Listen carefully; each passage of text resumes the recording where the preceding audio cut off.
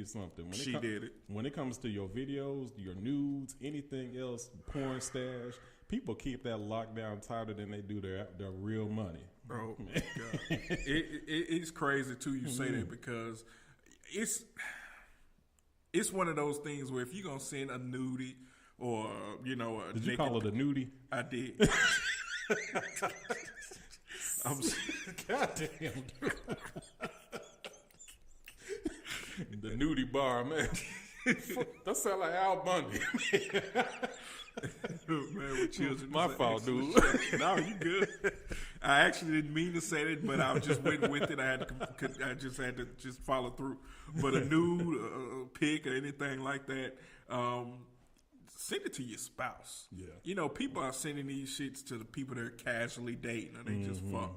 And, a couple of things to that. I learned as a younger man when I decided to venture off into that world. If you gonna send a nude, a dick pic or whatever, clit shot, whatever, send it to somebody who has as much to lose as you. Damn. Because what's going on is you'll see these people who, they're dating an athlete or a celebrity, a movie star. And, something happens, the relationship goes awry. Somebody's pissed off and say, you know what? Oh, okay. I'm going to put your ass on blast. No matter how good or bad the nude picture is, they're going to put it out there. Yeah. And you should know, if you sending this shit, hey, if I'm going to send you some shit, you need to send me some shit too. Because if you put me out there, I'm putting your ass out there too. Right. Now, I've sent a dick pic or 6 before, but damn, I know exactly who to send them to, because shit, they ain't gonna put me on blast. I'm gonna put them on blast. That's one rule for y'all young ones who's listening and thinking about doing that. If you gonna send something, send it to somebody who has just as much as lose as you. And again, it kind of goes back in the day too, where I guess the first nude pictures was, you stand in front of a mirror with a Polaroid or some shit, you just hand deliver to the person. But you can't do that no more. You can't. A wise person always told me no pictures, no proof. But shit, y'all keep leaving proof. All the time. And you know what, fellas? Don't send stuff unsolicited. You know what? Because I hear women talk about that all the time. They say, yeah, this motherfucker, he sent me a dick pic. Da, da, da, da. And it was ashy, and it was this, and I'm not ashy. One of my homegirls, she said that shit, man. It was funny as hell, because she just kept going in all, and it's like, damn, that motherfucker had to. I was up to like, first of all, I don't want that much detail. How about you keep that to yourself? That's the part. When I bet you if he piss off, she gonna put it on social media. People, exactly. That's how people use social media. They use to get you back, because back in earlier times before social media was prevalent, I mean, you can have somebody say some shit and then you just wait to bring it up in front of a lot of people at school. Yeah. Now you can bring it up and put it on people all over the world. And again, when you think you sent it and delete it, just because it's deleted from your phone doesn't mean it's deleted from whoever saw it and screenshot it. Goddamn right, man. So, man. Yeah. You're right about that. But you know what? That's another part of it too, though. You know what? And we talk about the young generation out there, like we're old, but you know what I mean, though. These younger cats, they can't wait to show and tell, man. Back in the day, man, look, if some stuff really popped off, we were keeping our mouth shut. That's it. Man. That's it. Yeah, I'm going to tell you what, there was so much stuff that went down in high school. Look, you may have heard there was a chance of that happening, but you had no proof. None. Man, I'm going to tell you what, people that I knew, they kept their mouth shut. That's the rule of the game. You know what I'm saying? And I'm kind of glad, too, because, again, we are still young. I'm 35.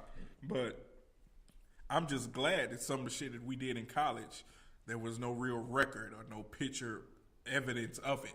It started to surface. Little things started to happen, but now it's no matter what you do. I'm not on Snapchat. That's the one social media form I'm not on. I'm not getting on. I just recently got on Instagram maybe a year and a half ago.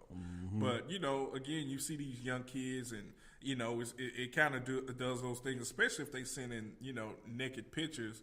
People, again, don't realize that you're breaking the law. That's child pornography. Yeah, you're right.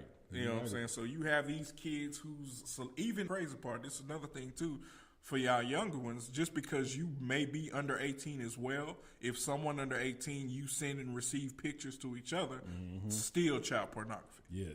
Doesn't matter that you're not above age, but it's still child pornography. Mm-hmm. So I mean, just use your head. I mean, that was the whole part about it. Social media was just supposed to be about, hey, let's market some shit. Let's speak on some funny shit, some positive stuff. But yeah, people taking it to a whole new level. They really are, which kind of leads me to this one more point that I want to talk about. And, we've talked about all these different angles with social media. Obviously, we could have gone more in depth with it, but, we wanted to touch on a lot of the basics. But I'll also want to follow up with this. Has social media actually made us less social in real life? Real shit, has it? Yes. Okay. It has. And I can say that because there are people in this younger generation, I'm going to say, who has thousands of friends on Facebook. Mm-hmm. These are their best friends. They're FaceTiming each other. They're Facebook Living with each other, but have never actually interacted face-to-face with this person. Yeah. I've seen cases of kids with each other in the same space, could be like a back seat. Yeah. And they're talking to each other through text. Yeah. I'm like, shit, they right there. Mm-hmm. You know what I'm saying? So it does make people socially awkward or less socially inclined to do the face-to-face stuff. I think, too, especially in my 9-to-5 in my profession, I see a lot of that with, people we interview for prospective positions or we're talking to in training classes. It's hard for them to communicate face-to-face or not without their phone because that's their safe haven. Mm-hmm. When you take that away, how can you talk to me? How can you show me you can conduct this meeting or you can do this job? And they can't. Yeah. And so it does truly affect their social lives and to their professional lives too. It really does. And you look at a number of relationships that have been ruined or have otherwise taken a bad turn because of social media, whether it's the stuff that's been posted, or just the fact that, and I'm even guilty of this. I would tell you that when I started with Facebook, this is probably back in 2009, I had over 2,000 people on the friend list because I was just friending everybody. If I got a request, okay, let's connect. It didn't matter. I'm going to tell you what, I didn't know 30% of those people on there. I think I got up to like 2,400 people at some point. And then, just one day, it was probably like maybe 2012. I was still living in Nashville at that time. I said, you know what? I don't even know these people. And they was just talking about the stupidest shit. Now, I'm talking about stupid shit myself, so I don't want to throw stones. And then hide your hand. Because I was a dumbass and still am to a degree. But I chopped that thing down to I only kept the folks as friends if I've actually met you or talked to you in real life, one way or the other. Yeah. I mean that's just kind of how it is. With the exception of about 3 or 4 people, and remember we were talking about the chat rooms and all that. Mm-hmm. There are like 3 people who I've been friends with for damn near 20 years that I have never actually met in person, but I've talked to on the phone or email over the years. It's funny like that. But that's not uncommon. That's the new normal now. Mm-hmm. And so, and I'm kind of in that same boat too. I don't have that many friends on Facebook. I try to keep my social media friends to a following. I'll have to at least have some type of conversation with you for me to befriend you. But it's people on there you don't know, which is okay. Like I said, especially if you're trying to do something with a business or an opportunity. It's fine to, get people to like so they can spread the word and, share your vision. Kind of like this podcast. Exactly. Yeah, y'all make sure y'all let your folks know about this shit too. Yes, spread it. Spread it like wildfire. I was going to say some other shit, but I'm leaving it alone. But I know what you were going to say. That's what makes it so bad. Damn. I'm fooling with you, dude. I'm going to leave it alone. It's Wednesday. Yep. So.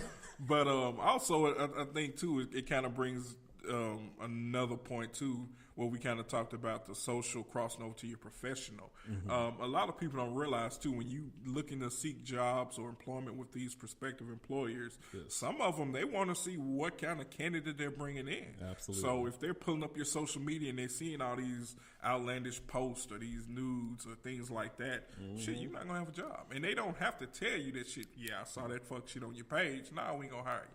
They can think of some other political way not to hire you, but if you have that shit on your page, think carefully. Lock it down. Be careful who you befriending, because again, it's one of those situations where word of mouth can spread. Where, oh, you about to hire that, huh? Yeah. Shit, you should have saw what she was doing at the club Saturday. You gonna bring that on? You know what I'm saying? So you have to be very careful of the people that you befriend, because you have those people who may legitimately want to get to know you and be friends, and then you also have those people who are lurkers. These guys and girls have gotten more sophisticated when they're trying to creep on their spouse or the person they're dating just to see what they're up to. So they'll have their homegirl or their homeboy make a fictitious account just to watch you. And I'll be damned if you like another picture you ain't supposed to like. That's your ass. But, you know, those are some of the things that you have to be mindful of. That's why one thing I was kind of getting, you know, better on is like, well, shit, yeah, I don't know these people, but who are these people I'm allowing to, you know, see what I think, or to see what I'm seeing, or how I see myself, or these personal views or pictures and things like that. So, yeah, you got to be very careful of who you allow into your social media world. Definitely. And, you know, you made a good point, too, about when it comes to jobs and recruiting and all of that. You know, and I've been known to do this, you know, more than a few times, but I know that if I am looking at a position, or if I'm being recruited, or even that time when I work for the government, I'll go completely dark, especially on Facebook. Facebook is the easiest place in the world for employers to go and search you out and find stuff like that. I go completely dark. And I'll even just say that, you know, as advice to other people out there.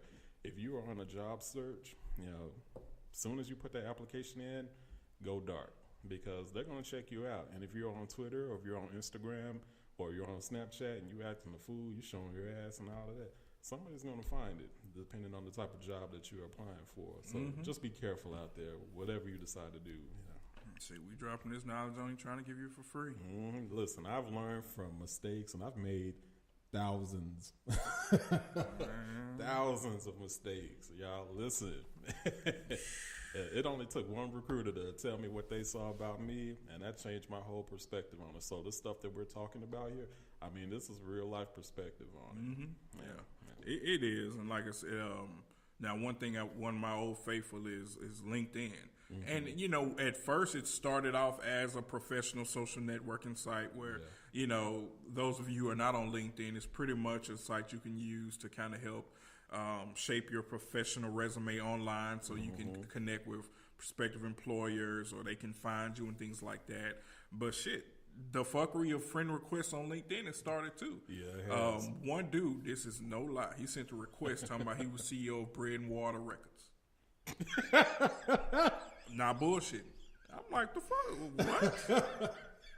What? What are you wanting me to do for you? Bread and water records. I can't make this shit up. Wow. So, I mean, it spreads everywhere. You just got to be mindful of what LinkedIn is for professional networking. Facebook is for your friends. Dude, I'm still laughing at bread and water. It's some real shit. LinkedIn it took a drop. Man. But Instagram for pictures, Twitter is to talk shit. So kind of know the levels of what the social media site is for before you decide to post and choose wise decisions then. Yeah, absolutely. You know, but you know, like I said, you know, social media can be a blessing and a curse, right? You know, it can be used for good. You know, you can get yourself in trouble with it. You know, enjoy it. You know, it's supposed to be an outlet. You know, we all have hard lives. We all work. We all do what we're supposed to do every day. Yep. You know, get on there, enjoy it with the people that you know you love, everything else. But just be responsible with it. You know, you don't want this stuff to come back on you, because you never know. I mean, 20 years from now, your kids could be looking on Google and they come across a page and you up there twerking at Freaknik. Like, shit. I found one of my older sister's friends on a Freaknik pic, and when they were reposting stuff. And this is back in '94. Oh, yeah. shit. So you already know. Look, and we didn't have any of that back then. There was no social media to keep track of that. None of that. I mean, it was just straight up Polaroids and memories. Memories. That's it.